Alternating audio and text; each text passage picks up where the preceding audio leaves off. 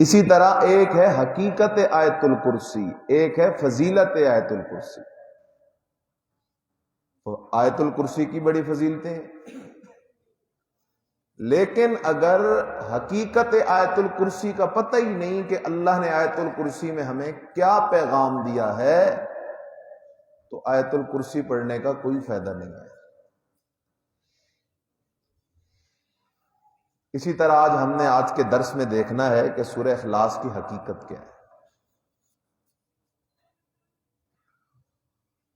سبحان اللہ، اس کے شان نزول میں مختلف روایات ہیں۔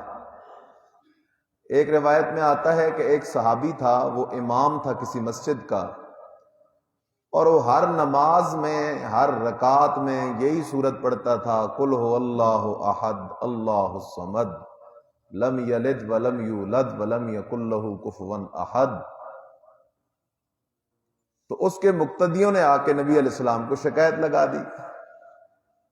مقتدی ویسے ہوتے تو تکڑے ہیں اس کام کے،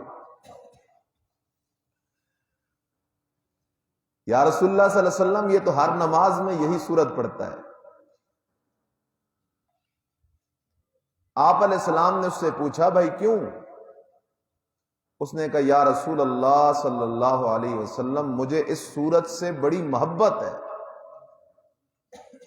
آپ علیہ السلام نے فرمایا حبک ایہا ادخلک الجنہ، تجھے جو قرآن کی اس سورت کے ساتھ محبت ہے، یہ محبت تجھے جنت میں لے جائے گی۔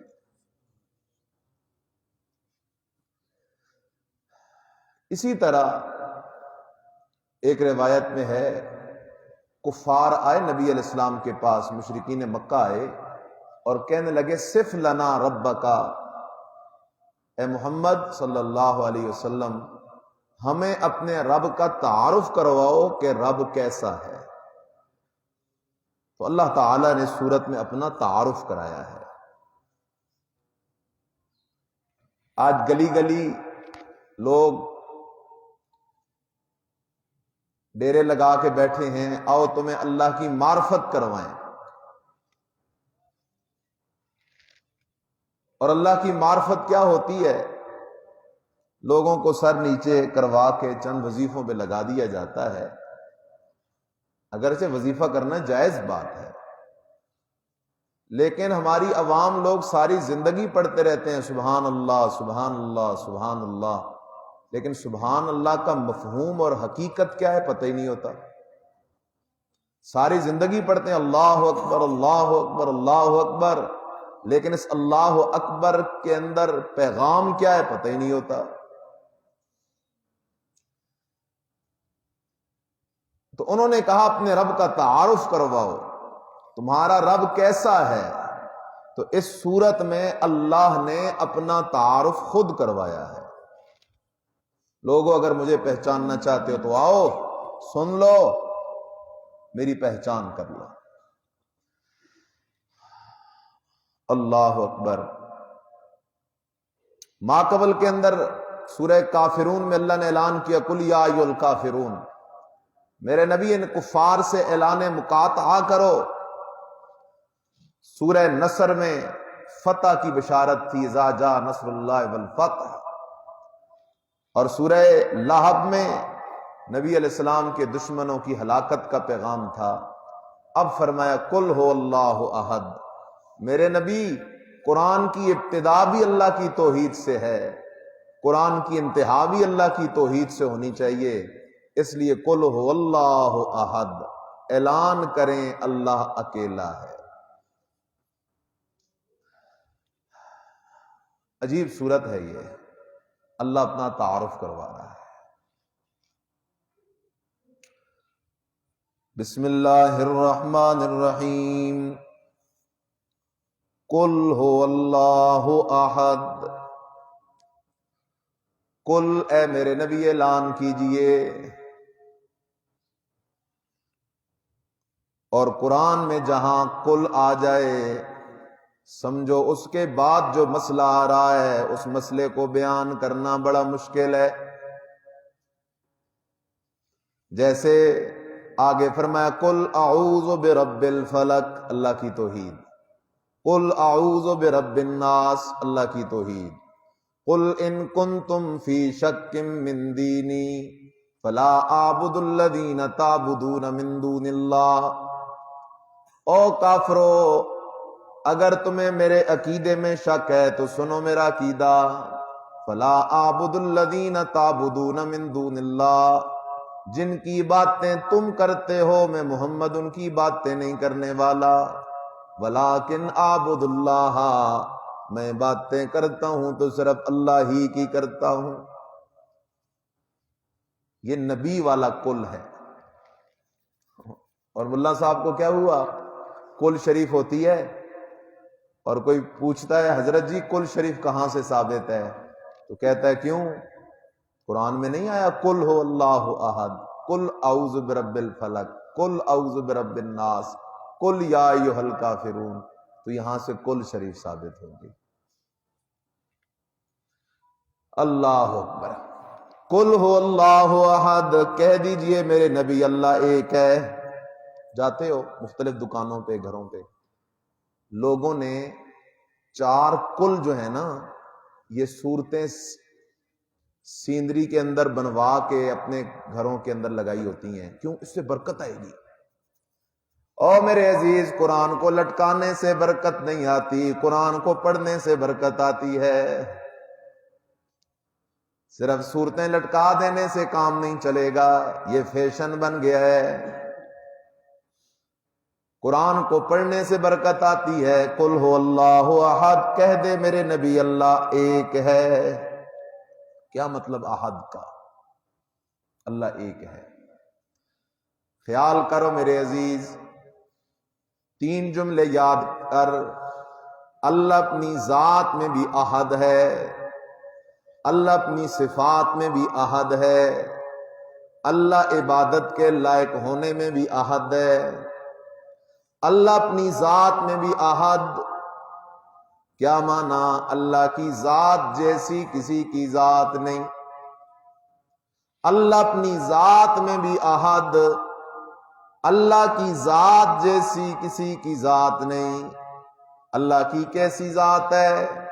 کل من علیہا فان ویبقى وجہ ربک ذو الجلال والاکرام، سورہ رحمان ہے۔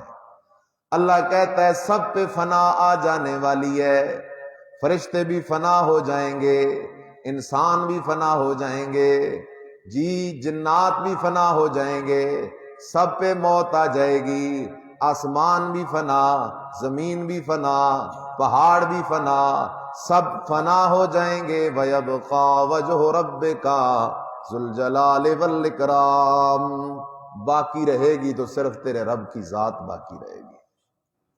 آسان انداز میں کہنے لگا ہوں، یاد کرو ان چیزوں کو۔ جب کچھ بھی نہیں تھا، آدم بھی نہیں تھے، فرشتے بھی نہیں تھے، جنات بھی نہیں تھے، آسمان بھی نہیں تھے، پہاڑ بھی نہیں تھے، زمین بھی نہیں تھی، جب کچھ بھی نہیں تھا تب بھی کون موجود تھا، اور جب کچھ بھی نہیں ہوگا سب فنا ہو جائیں گے، آسمان بھی بکھر جائیں گے، پہاڑ بھی روئی بن کے اڑ جائیں گے، انسانوں پہ بھی موت آ جائے گی، جنات پہ بھی موت آ جائے گی، سب فنا ہو جائیں گے۔ جب کچھ بھی نہیں رہے گا تب بھی کون رہے گا؟ معلوم ہوا اللہ وہ ذات ہے جو پیدائش سے بھی پاک ہے، وفات سے بھی پاک ہے، اللہ ولادت سے بھی پاک ہے، وفات سے بھی پاک ہے، اور جس کی ولادت بھی ہو وفات بھی ہو وہ الہ نہیں ہو سکتا، وہ حاجت روا نہیں ہو سکتا، وہ مشکل کشا نہیں ہو سکتا۔ قرآن نے موسیٰ علیہ السلام کی ولادت کا ذکر کیا ہے سورہ قصص میں، قرآن نے عیسیٰ علیہ السلام کی ولادت کا ذکر کیا ہے سورہ مریم میں۔ معلوم ہوا نبی بھی پیدا ہونے والے، نبی بھی ولادت والے، نبی بھی پیدا ہونے والے، پیدا کرنے والا کون؟ قرآن نے انبیاء کی وفات کا ذکر کیا، حضرت یعقوب علیہ السلام کی وفات کا ذکر کیا قرآن نے، ابراہیم علیہ السلام کی وفات کا ذکر، حضرت سلیمان علیہ السلام کی موت کا ذکر، حضرت عیسیٰ علیہ السلام کی موت کا ذکر، حضرت یحییٰ علیہ السلام کی موت کا ذکر، آمنہ کے لال محمد رسول اللہ صلی اللہ علیہ وسلم کی موت کا ذکر کیا قرآن نے۔ اس لیے او میرے عزیز خیال کرنا، نبیوں کی ولادت بھی ہے، نبیوں پہ موت بھی ہے، ولیوں کی ولادت بھی ہے، ولیوں پہ موت بھی ہے، پیروں کی ولادت بھی ہے، پیروں پہ موت بھی ہے۔ جس کی ولادت ہو وہ الہ حاجت روا نہیں ہو سکتا، جس کی وفات ہو وہ الہ حاجت روا نہیں ہو سکتا۔ ولادت سے پاک بھی اکیلا اللہ، ابتدا سے پاک بھی اکیلا اللہ، وفات سے پاک بھی اکیلا اللہ، فنا سے پاک بھی اکیلا اللہ۔ اس لیے مسئلہ واضح ہو گیا، قل ہو اللہ احد، اللہ اپنی ذات میں اکیلا ہے، سبحان اللہ۔ آیت الکرسی تو یاد ہے نا سب کو، پڑھو، اللہ لا الہ الا ہو، اللہ وہ ذات ہے کوئی الہ نہیں، الا ہو مگر اکیلا اللہ۔ آگے کیا ہے؟ الحی، الحی کا کیا معنی ہے؟ سدا زندہ رہنے والا، جس پہ کبھی نہ موت آئی ہے نہ موت آئے گی۔ الحیو، سدا زندہ رہنے والی ذات ہے تو صرف اللہ ہی کی ذات ہے، سبحان اللہ۔ باقی کوئی بھی موت سے پاک نہیں۔ یہ ہمارے معاشرے میں غلط باتیں پھیلی ہوئی ہیں۔ کوئی کہتا ہے نبی کو بشر کہو تو بے ادبی ہو جاتی ہے۔ نہ میرے عزیز، قرآن نے انبیاء کو بشر کہا ہے، اور قرآن ادب والی کتاب ہے، بے ادبی والی کتاب نہیں ہے۔ جب قرآن نے نبیوں کو بشر کہا ہے تو ہم بھی نبیوں کو بشر کہیں گے۔ بعض لوگ کہتے ہیں نبیوں کے لیے یہ نہ کہو کہ نبی پہ موت آ گئی ہے۔ نہ میرے عزیز، قرآن نے نبی کے لیے موت کا لفظ استعمال کیا ہے، ایک جگہ نہیں، بار بار استعمال کیا ہے۔ اور قرآن ادب والی کتاب ہے، بے ادبی والی کتاب نہیں۔ ملا ادب کو اتنا نہیں جانتا جتنا میرا مولا ادب کو جانتا ہے۔ قرآن میں اللہ نے نبیوں کے لیے موت کا لفظ استعمال کیا ہے۔ یعقوب علیہ السلام کے لیے کیا، ام کنتم شہداء اذ حضر یعقوب الموت، کیا تم موجود تھے جب یعقوب علیہ السلام کی موت کا وقت آیا؟ یعقوب علیہ السلام کے لیے موت کا لفظ، عزیر علیہ السلام کے لیے موت کا لفظ، عیسیٰ علیہ السلام کے لیے موت کا لفظ، یحییٰ علیہ السلام کے لیے موت کا لفظ، نبی علیہ السلام کے لیے موت کا لفظ، ابراہیم علیہ السلام کے لیے موت کا لفظ، سلیمان علیہ السلام کے لیے موت کا لفظ، عیسیٰ علیہ السلام کے لیے موت کا لفظ۔ یہ سارے نبی ہیں، اور ان کے لیے موت کا لفظ جس کتاب میں آیا ہے اس کتاب کا نام کیا ہے؟ قرآن مجید ہے۔ اور قرآن ادب والی کتاب ہے۔ قرآن کس والی کتاب ہے؟ ادب والی کتاب ہے۔ لہذا نبیوں پہ بھی موت آتی ہے، سب نبیوں پہ موت آ گئی سوائے حضرت عیسیٰ علیہ السلام کے۔ وہ دنیا میں تشریف لائیں گے، آسمانوں سے اتریں گے، پھر ان پہ بھی موت آئے گی۔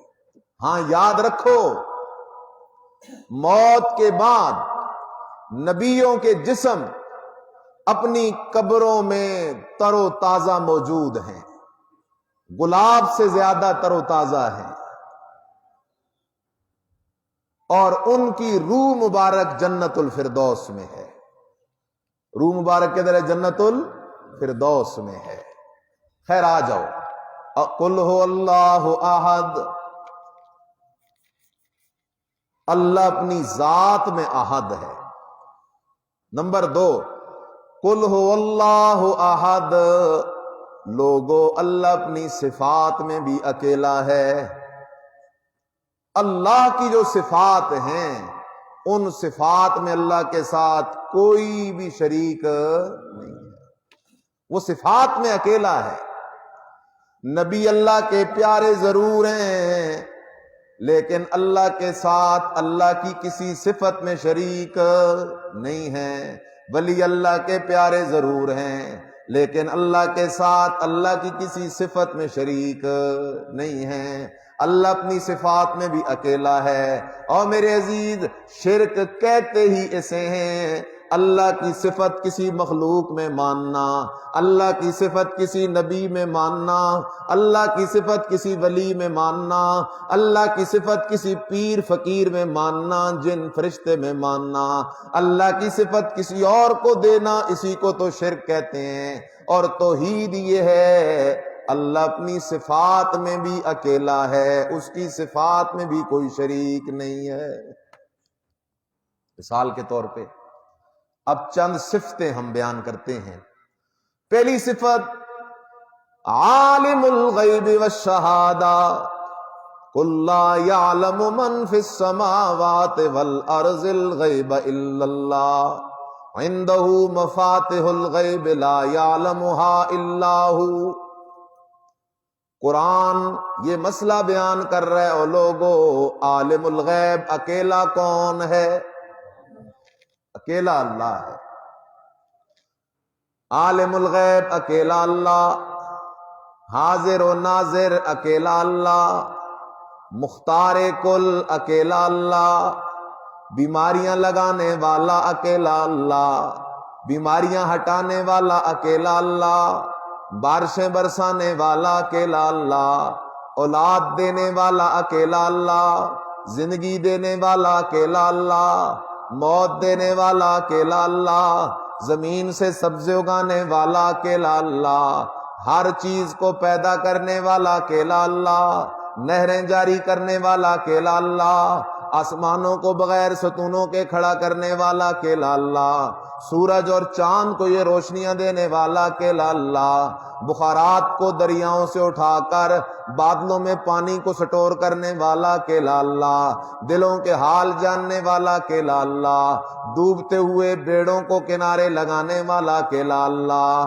نفع نقصان کا مالک اکیلا اللہ، عزت و ذلت کا مالک اکیلا اللہ۔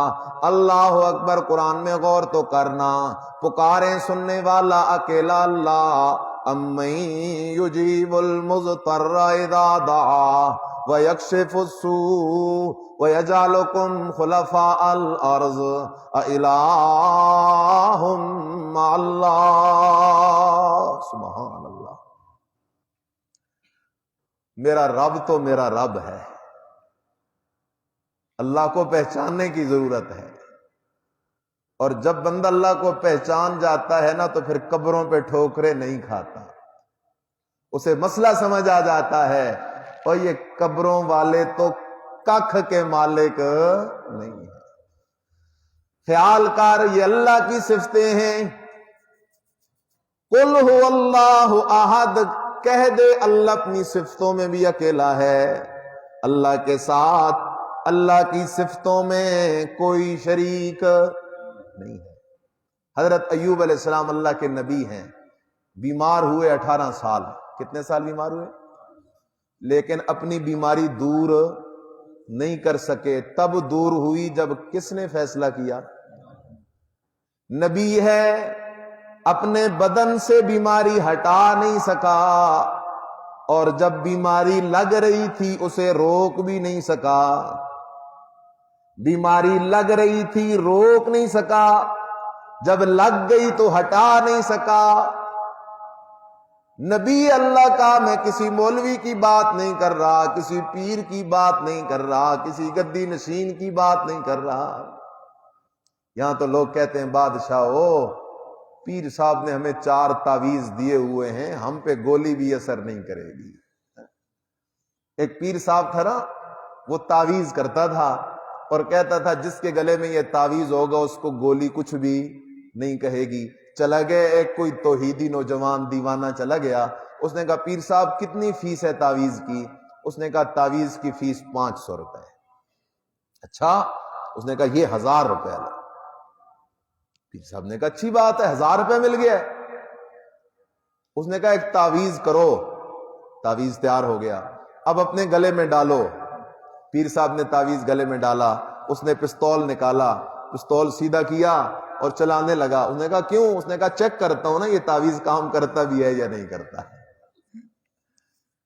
تو پیر صاحب نے کہا یہ تعویذ تمہیں فائدہ دیتا ہے، ہمیں فائدہ نہیں دیتا اس لیے میرے عزیز خیال کر، نبی کو بیماری لگ گئی، روک نہیں سکا، اور جب لگ گئی تو ہٹا نہیں سکا، لگی بھی اللہ کی مرضی سے اور ہٹی بھی اللہ کی مرضی سے۔ نبی اللہ کا حضرت یونس علیہ السلام مچھلی کے پیٹ میں گرفتار ہو گیا، خود گئے تھے مچھلی کے پیٹ میں، یہ اللہ کی مرضی تھی؟ مچھلی کے پیٹ میں نبی گرفتار ہوا، مرضی سے نہیں، اللہ کی مرضی تھی۔ مچھلی کے پیٹ میں جانے سے بچ نہ سکا کیونکہ فیصلہ اللہ کا تھا، اور جب چلا گیا مچھلی کے پیٹ میں تو مچھلی کے پیٹ سے اپنی مرضی سے نکل بھی نہ سکا۔ اللہ کو پکارا، لا الہ الا انت سبحانک انی کنت من الظالمین۔ اللہ تیرے سوا میں یونس کی پکار سننے والا بھی کوئی نہیں، میرے حال کو جاننے والا بھی کوئی نہیں، اور مجھے مچھلی کے پیٹ سے نکال سکنے والا بھی کوئی نہیں۔ اسے کہتے ہیں توحید۔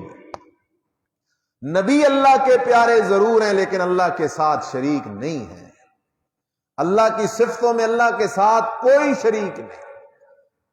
اب لوگ کہہ رہے ہوتے ہیں فلاں پیر بھی غیب جانتا ہے، فلاں پیر اولاد دے سکتا ہے، بابا گھن گڑے دی روڑی تے دے پتراں دی جوڑی، اور نام رکھتے ہیں بیٹوں کا پیراں دتا، پیراں دتا، نبی بخش۔ نبی بخش کا معنی ہے نبی کا دیا ہوا بیٹا، علی بخش، ولی بخش، فقیر بخش۔ نام میرے عزیز، اولاد بخشنے والا اکیلا کون ہے؟ ہاں، قرآن کی سیر کر، قرآن کی سیر کر۔ مسئلہ بنتا ہے قرآن سے، آج امت قرآن سے دور ہے، عوام کا کوئی گناہ نہیں، ہماری عوام لوگ شہزادے ہیں، سارا گناہ مولوی کا ہے، اس نے لوگوں کو قرآن والا رستہ ہی نہیں دکھایا، قرآن سے دور ہیں۔ میرے عزیز خیال کرنا، یہ اللہ کا قرآن ہے، فیصلہ تو سننا در اللہ کے قرآن کا۔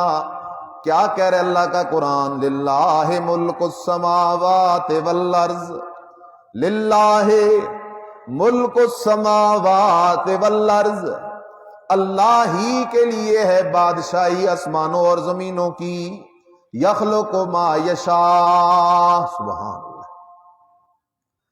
اللہ ہی کے لیے ہے، کسی اور کے لیے نہیں۔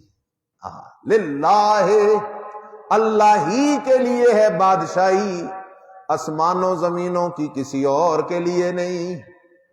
یخلق ما یشاء، پیدا کرتا ہے جو چاہتا ہے، یہب لمن یشاء اناسا، جسے چاہتا ہے صرف بیٹیاں دیتا ہے، جسے چاہتا ہے صرف بیٹے دیتا ہے، او یزوجہم ذکرانا و اناسا، جسے چاہتا ہے بیٹے بھی دے دیتا ہے بیٹیاں بھی دے دیتا ہے، وَيَجْعَلُ مَن يَشَاءُ عَقِيمًا، جسے چاہتا ہے بے اولاد کر دیتا ہے، انہو وَيَجْعَلُ مَن يَشَاءُ عَقِيمًا انہو علیم قدیر۔ سبحان اللہ۔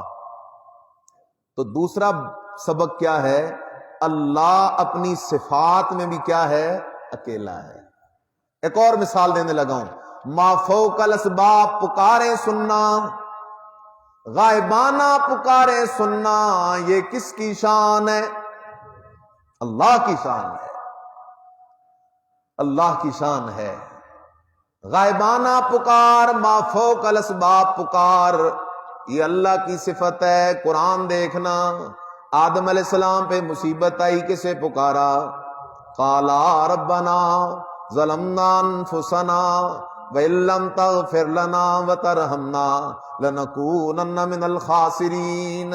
نوح علیہ السلام پریشان ہوئے، اللہ کو پکارا، یونس علیہ السلام، داؤد علیہ السلام، سلیمان علیہ السلام، موسیٰ علیہ السلام، ابراہیم علیہ السلام، زکریا علیہ السلام، یونس علیہ السلام، آمنہ کے لال صلی اللہ علیہ وسلم، سارے نبیوں کو دیکھ اللہ کو پکار رہے ہیں، سارے ولیوں کو دیکھ اللہ کو پکار رہے ہیں۔ نہ سمجھ آئے تو حضرت یعقوب علیہ السلام، پیغمبر ہے، اللہ کا پیغمبر ہے، بیٹا گم ہو گیا، اپنے باپ کو نہیں پکارا حالانکہ باپ نبی تھا، اپنے دادا کو نہیں پکارا، دادا بھی نبی تھا ابراہیم علیہ السلام، پیو دادا نبی ہے، ان کو نہیں پکار رہا، کہتا ہے واللہ المستعان علی ما تصفون انما اشکو بثی وحزنی الی اللہ۔ لوگو میں مصیبت میں اللہ ہی کو پکاروں گا، کسی اور کو نہیں پکاروں گا۔ یہ ہے توحید۔ اس لیے خیال کر، بات کو سمجھ میرے عزیز، غائبانہ پکاریں سننے والا کون ہے؟ اللہ۔ اور خیال کرو یہ غائبانہ پکار عبادت ہے، اور صرف عبادت نہیں، عبادت کا خلاصہ، نچوڑ، مغز اور مکھن ہے۔ اب ایک بندہ کہتا ہے یا اللہ مدد، وہ کس کی عبادت کر رہا ہے؟ اللہ کی۔ جواب دینا۔ اور اگر یہی کہتا ہے یا علی مدد، تو کس کی عبادت ہوئی؟ علی رضی اللہ تعالیٰ عنہ کی۔ یا رسول اللہ مدد، تو کس کی عبادت ہوئی؟ نبی علیہ السلام کی۔ یا حسین مدد، تو کس کی عبادت ہوئی؟ حضرت حسین رضی اللہ تعالیٰ عنہ کی۔ یا پیر بابا مدد، تو کس کی عبادت ہوئی؟ پیر بابا کی۔ یا عبداللہ شاہ غازی مدد، یا پیر عبد القادر جیلانی مدد، یا بری امام مدد، تو یہ غیر اللہ کی عبادت کر رہا ہے، اور غیر اللہ کی عبادت کرنا شرک ہے۔ جس طرح اللہ کے سوا کسی اور کا سجدہ شرک ہے، اسی طرح اللہ کے علاوہ کسی اور کی غائبانہ پکار بھی شرک ہے۔ اللہ اکبر۔ آخری جملہ کہہ رہا ہوں، لوگ جاتے ہیں قبر پہ اور عقیدہ رکھے ہوئے قبر والا میری بات سنتا ہے، یہ قبر والا میری بات سنتا ہے۔ اللہ حفاظت فرمائے۔ قبر والا کیسے سنے؟ قرآن کہہ رہا ہے انک لا تسمع الموتى فانک لا تسمع الموتى۔ اے میرے نبی، جس پہ موت آ جائے آپ بھی اسے اپنی بات سنا نہیں سکتے۔ قرآن کہہ رہا ہے ما انتا بمسمع من فی القبور، جو مر کے قبروں میں چلے جائیں آپ بھی ان کو اپنی بات سنا نہیں سکتے۔ عزیر علیہ السلام پہ موت آئی، 100 سال زمین کے اوپر رہے۔ کتنے سال؟ زمین کے اندر نہیں بلکہ زمین کے اوپر رہے، 100 سال گزر گئے۔ اللہ نے پوچھا کتنا زمانہ گزرا ہے؟ نبی کہتا ہے 1 دن گزرا ہوگا یا آدھا دن گزرا ہوگا۔ گزر کتنے گئے تھے؟ پورے 100 سال گزر گئے تھے۔ یہاں تو کہتے ہیں جو مر جائے اسے ساری خبر ہوتی ہے دنیا کے حالات کی، یہاں تو نبی ہے۔ اس لیے خیال کرو میرے عزیز، جو مر جائے وہ نہیں سن سکتا، اس پہ موت آ گئی ہے، اور مردہ کہاں سنے گا؟ قرآن کہتا ہے وَلَا تُسْمِعُ الصُّمَّ الدُّعَاءَ۔ ڈورا، پشتوں میں اس کو کہتے ہیں کن، ڈورا بہرا، وہ اگر پیٹ کر کے جا رہا ہو نا، پیچھے سے جتنی بھی آواز لگاؤ وہ ڈورا نہیں سنتا، ہے بھی زندہ، مردہ نہیں ہے، بھی دنیا میں قبر میں نہیں، صرف کان کا پردہ ٹھیک نہیں ہے تو وہ نہیں سنتا۔ تو مردہ کیسے سنے گا جو منو مٹی کے نیچے ہے؟ چل اس کو بھی چھوڑ، یہ بھی آسان ہے۔ 2 بزرگ لیا، عام مولوی نہیں، بڑے پیر صاحبان لیا، اور ایک کو گاڑی کے اندر بٹھا، نئی کار ہو، دوسرے کو گاڑی کے باہر بٹھا، دونوں سے موبائل لے لے اور شیشے بند کر گاڑی کے، اور ان کو کہ آپس میں گپ شپ لگاؤ۔ لوگوں کو تو کہتے ہو مردے سنتے ہیں، تم ہو بھی زندہ، شیشہ بند ہے، گپ شپ لگاؤ۔ وہ دونوں کہیں گے یار جب تک یہ شیشہ نیچے نہیں ہوتا ہم ایک دوسرے کی بات سن نہیں سکتے، ہیں بھی زندہ، ہیں بھی پیر، ہیں بھی گدی نشین، ہاں جی، ایک دوسرے کو دیکھ بھی رہے ہیں، صرف درمیان میں شیشہ ہے، ایک دوسرے کی نہیں سن سکتے، تو قبر میں پڑا ہوا مردہ بھی تیری میری بات سن نہیں سکتا۔ اس لیے دوسرا حصہ ہے کہ صفتوں میں بھی اللہ وحدہ لا شریک ہے۔ آخری جملہ، قل هو اللہ احد، کہہ دے اللہ اکیلا ہے۔ کیا معنی؟ عبادت کے لائق ہونے میں بھی اکیلا ہے، اس کے سوا عبادت کے لائق کوئی نہیں۔ میں جملہ کہوں گا، آپ بتائیں گے یہ عبادت ہے یا نہیں۔ سجدہ عبادت، رکوع، طواف، نظر، نیاز، منت، منوت، چڑھاوا، یہ ساری عبادت ہے۔ زبانی عبادت پکار ہے، بدنی عبادت سجدہ ہے، رکوع ہے، طواف ہے، مالی عبادت نظر ہے، نیاز ہے، منت ہے، منوت ہے، چڑھاوا ہے، زکوٰۃ ہے، عشر ہے، یہ ساری مالی عبادتیں ہیں۔ اور ہم نے سورہ فاتحہ میں وعدہ کیا تھا، ایاک نعبد و ایاک نستعین، اللہ ہم عبادت بھی صرف تیری کریں گے اور مصیبتوں میں مدد بھی صرف تجھ ہی سے مانگیں گے۔ اب اللہ ہی کی عبادت کوئی کرتا ہے، یہ توحید ہے۔ اور اگر کسی قبر کو سجدہ کیا تو کیا ہوگا؟ شرک ہوگا۔ مصیبت تکلیف میں کسی اور کو پکارا تو کیا ہوگا؟ شرک ہوگا۔ کسی پیر فقیر کے نام پہ نظر نیاز دی تو کیا ہوگا؟ شرک ہوگا۔ 11ویں شریف کے نام پہ 1 روپیہ دیا تو کیا ہوگا؟ شرک ہوگا۔ پیر بابا کے نام پہ ایک مرغی دی تو کیا ہوگا؟ شرک ہوگا۔ اور میرے عزیز، اس لیے کہ یہ نظر نیاز عبادت ہے۔ النظر عبادت والعبادت لغیر اللہ تعالی کفر، نظر عبادت ہے، اور عبادت اگر کسی اور کی جائے تو وہ بندہ کافر ہو جاتا ہے۔ قل هو اللہ احد، اب سمجھ کے بندہ پڑھے نا تو پھر اللہ کے فضل آتے ہیں۔ اللہ الصمد، اللہ بے نیاز ہے، اللہ نرادھار ہے۔ کیا معنی بے نیاز کا؟ اللہ کو کسی کی بھی محتاجی اور مجبوری نہیں، نہ وزیر کی ضرورت، نہ مشیر کی ضرورت، نہ سیکٹری کی ضرورت، نہ اسسٹنٹ کی ضرورت، نہ اولاد کی ضرورت، نہ بیوی کی ضرورت، نہ رشتہ داروں کی ضرورت، نہ برادری کی ضرورت۔ اللہ الصمد، اللہ بے نیاز ہے۔ صمد کسے کہتے ہیں؟ الذی یصمد الیہ فی الحوائج کلھا، صمد اسے کہتے ہیں ساری مخلوق اس کی محتاج ہو، اس سے مانگنے والی ہو، لیکن وہ کسی کا محتاج نہ ہو، وہ کسی کا محتاج نہیں، باقی سارے اس کے محتاج ہیں۔ جاگ رہے ہو کوئی نہیں جاگ رہے؟ نبی بھی کس کے محتاج ہیں؟ اللہ سے مانگ رہے ہیں، دعائیں کر رہے ہیں، اللہ کے محتاج ہیں۔ ولی بھی کس کے محتاج؟ لیکن وہ کسی کا محتاج نہیں ہے۔ قرآن کا یہ موضوع میں آگے چلاؤں تو قرآن میں عجیب عجیب منظر ہیں۔ اللہ بعض اوقات اپنے نبی سے بھی ایسے بات کرتا ہے بندہ حیران ہو جاتا ہے۔ وہ کسی کا محتاج نہیں۔ لوگوں نے عقیدہ بنایا خدا دے پکڑے چھڑائے محمد، محمد دے پکڑے چھڑا کوئی نہیں سکتا۔ نہ ہو میرے عزیز، اللہ کسی کا محتاج نہیں، اللہ پکڑ لے تو اسے کوئی بھی نہیں چھڑا سکتا، اور سب کے پکڑوں کو وہ چھڑا سکتا ہے۔ اللہ الصمد، اللہ غنی ہے، باقی سارے فقیر ہیں۔